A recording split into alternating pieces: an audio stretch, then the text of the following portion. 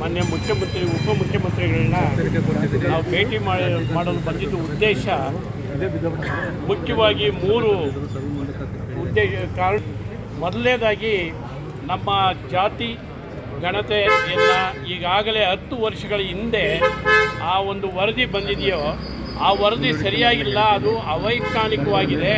ಅದನ್ನು ಜಾರಿಗೆ ತರದಂಗೆ ನೀವು ನಿಮ್ಮ ಪ್ರಯತ್ನ ನೀವು ಮಾಡಿ ಕ್ಯಾಬಿನೆಟ್ಗೆ ಬರ್ತಾಯಿದೆ. ದಯಮಾಡಿ ಅದನ್ನು ನೀವು ನಿಲ್ಲಿಸಿ ಹೊಸದಾಗಿ ಮಾಡಿ ಅಂಥೇಳಿ ಅವರನ್ನು ಮನವಿ ಮಾಡಿಕೊಂಡ್ರಿ. ಅದರ ಜೊತೆಗೆ ಏನು ನಮ್ಮ ಬನಶಂಕರಿ ಜಾಗ ಕೆಂಪೇಗೌಡ ಮೆಡಿಕಲ್ ಕಾಲೇಜು ಕಟ್ಟಿರ್ತಕ್ಕಂಥ ಜಾಗ ನಾವು ಅದನ್ನು ರಿನ್ಯೂವಲ್ ಮಾಡಿಸ್ಕೊಬೇಕಾಗಿತ್ತು. 2014ರಿಂದ ರಿನ್ಯೂವಲ್ ಆಗಿಲ್ಲ.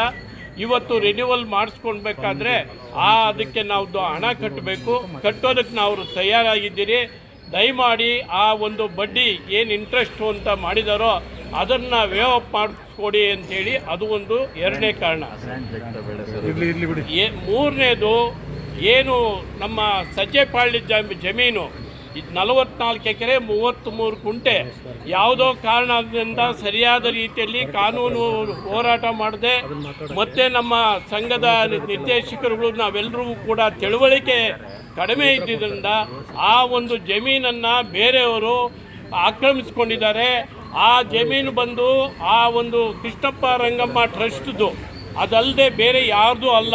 ಅದನ್ನು ತಾವು ಕೂಡ ಮನಸ್ಸು ಮಾಡಿ ಕಾನೂನು ರೀತಿಯಲ್ಲಿ ಈಗ ಅಲ್ಲಿ ಏನು ಡೆವಲಪ್ಮೆಂಟ್ಸ್ ಕೆಲಸ ನಡೀತಾ ಇದೆ ಕೂಡಲೇ ನಿಲ್ಲಿಸೋದಕ್ಕೆ ನೀವು ಒಂದು ಆದೇಶ ಮಾಡಿ. ದಯಮಾಡಿ ನಾವು ಕೋರ್ಟಲ್ಲೂ ಕೂಡ ನ್ಯಾಯವಾಗಿ ಹೋರಾಟ ಮಾಡ್ತೀರಿ.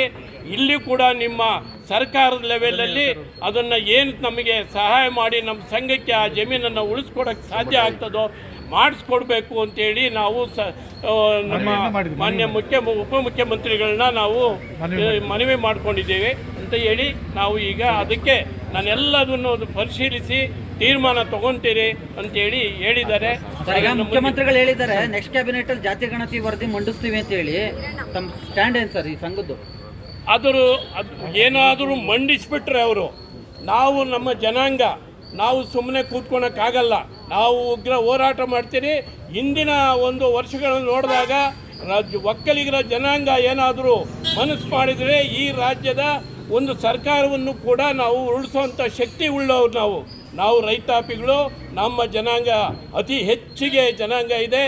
ಎಲ್ಲದರಲ್ಲೂ ನಾವು ಹೋರಾಟ ಮಾಡಿ ಆ ಜಮೀನನ್ನು ಉಳಿಸ್ಕೊಳ್ಳೋದಕ್ಕೆ ಇದು ಜಾತಿ ಗಣತಿನ ನಿಲ್ಲಿಸೋದಕ್ಕೆ ನಾವು ಪ್ರಯತ್ನ ಮಾಡ್ತೀವಿ. ಈ ಡಿ.ಕೆ. ಶಿವಕುಮಾರ್ ಸ್ಟ್ಯಾಂಡ್ ಏನು ಸರ್ ಈ ವಿಚಾರದಲ್ಲಿ? ಆ ವಿಷಯದಲ್ಲಿ ನಾನು ಕ್ಯಾಬಿನೆಟಲ್ಲಿ ನಾನು ಮಾತಾಡ್ತೀನಿ. ಅದಕ್ಕೊಂದು ಕಮಿಟಿ ರಚನೆ ಮಾಡಿಸೋದಕ್ಕೆ ಹೇಳ್ತೀನಿ. ಆ ಥರ ಏನಾದರೂ ಅನ್ಯಾಯ ಆಗಿದ್ದರೆ ಅದನ್ನು ನಿಲ್ಲಿಸೋದಕ್ಕೆ ನಾನು ಪ್ರಯತ್ನ ಮಾಡ್ತೀನಿ ಅಂತ ಹೇಳಿದೆ. ನಾವು ಇಷ್ಟರಲ್ಲೇ ಕರಿತೀರಿ.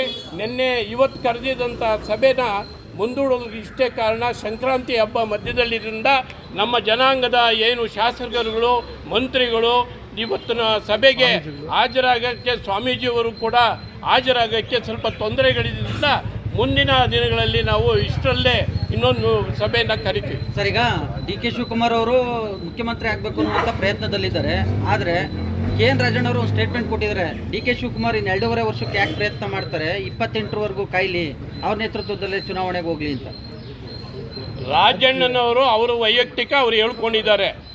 ಏನು ಹಿಂದೆ ಈ ಒಂದು ಸರ್ಕಾರ ಬರಬೇಕಾದ್ರೆ ಯಾರು ಮುಖ್ಯವಾಗಿ ಕಾರಣರು, ಅದಕ್ಕೆ ಯಾರು ಹೋರಾಟ, ಯಾರ ಹೈಕಮಾಂಡ್ ಏನು ಯಾರ ಪರ ವಹಿಸ್ತದೆ ಅದರ ಮೇಲೆ ಅವರಿಗೆ ಎಲ್ಲ ರೀತಿ ಮೆರಿಟ್ ಇದೆ, ಯಾರಿಗೆ ಅರ್ಹತೆ ಇದೆ ಅವರೇ ಈ ಸರ್ಕಾರ ತರೋದಕ್ಕೆ ಎಲ್ಲ ರೀತಿಯಲ್ಲಿ ಹೋರಾಟ ಮಾಡಿ ಸರ್ಕಾರ ತಂದಿದ್ದಾರೆ.